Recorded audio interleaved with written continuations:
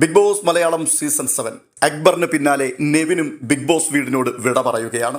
4-ാം സ്ഥാനക്കാരനായി നെവിൻ വിട പറയുമ്പോൾ പ്രേക്ഷകർക്ക് ഓർത്തെടുക്കുവാൻ നന്മയുടെയും തിന്മയുടെയും ഒട്ടനവധി മുഹൂർത്തങ്ങൾ സമ്മാനിച്ചിട്ടാണ് അദ്ദേഹം പോകുന്നത്.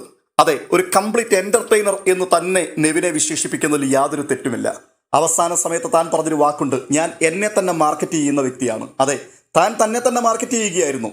എന്നാൽ ഒരു കാര്യം വ്യക്തമാണ്, താൻ ആ വീട്ടിൽ നിന്ന സാഹചര്യങ്ങളിൽ ഒരു നിമിഷം പോലും താൻ ഫേക്കായി നിന്നില്ല എന്നുള്ളതാണ് യാഥാർത്ഥ്യം. നന്മ ചെയ്തിട്ടുണ്ട്, ആ നന്മയെ നമ്മൾ വാഴ്ത്തിപ്പാടിയിട്ടുണ്ട്, പ്രകീർത്തിച്ചിട്ടുണ്ട്.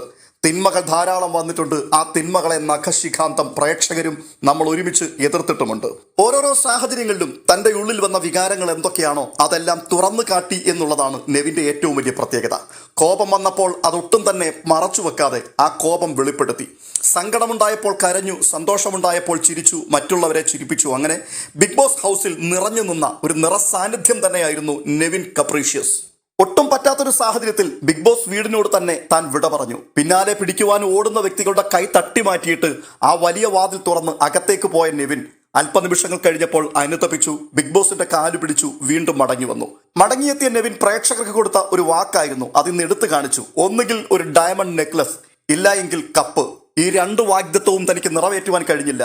പക്ഷേ ഫൈനൽ 5-ൽ തനിക്ക് എത്തുവാൻ കഴിഞ്ഞു. ഗ്രാൻഡ് ഫിനാലെയിൽ തനിക്ക് ലാലേട്ടന്റെ അരികിൽ നിന്ന് സംസാരിക്കുവാൻ കഴിഞ്ഞു.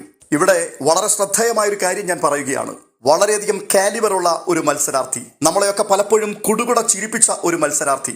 കുറച്ചുകൂടി ഗെയിമിനെ ശ്രദ്ധിച്ചു താൻ മുൻപോട്ട് പോയിരുന്നെങ്കിൽ, പ്രേക്ഷകരുടെ പൾസ് അറിഞ്ഞുകൂടി കളിക്കുവാൻ താൻ ശ്രമിച്ചിരുന്നുവെങ്കിൽ തീർച്ചയായിട്ടും തനിക്ക് ഈ കപ്പ് പോലും തൂക്കുവാനുള്ള സാധ്യതയുണ്ടായിരുന്നു. അത്രമാത്രം നെവിന് പ്രേക്ഷകരുടെ സപ്പോർട്ടുണ്ടായി. കത്തിക്കേറി വന്ന നെവിൻ ഒടുവിൽ അനുമോളുടെ കിടക്കയിലേക്ക് വെള്ളമെടുത്തൊഴിക്കുന്ന സമയം വരെയോളം പ്രേക്ഷകർ നെവിനെ നെഞ്ചിലേറ്റിക്കൊണ്ട് നടന്നതാണ്. അവിടെ നെവിന് കാലിടറി, പിന്നെ താഴേക്കൊരു പോക്കായിരുന്നു. പക്ഷെ വീണ്ടും താൻ മടങ്ങി കയറി വന്നു. ഫിനാലെ വീക്കിലേക്ക് താൻ പ്രവേശിക്കില്ല എന്ന് പോലും ഉറപ്പിച്ചതാണ്.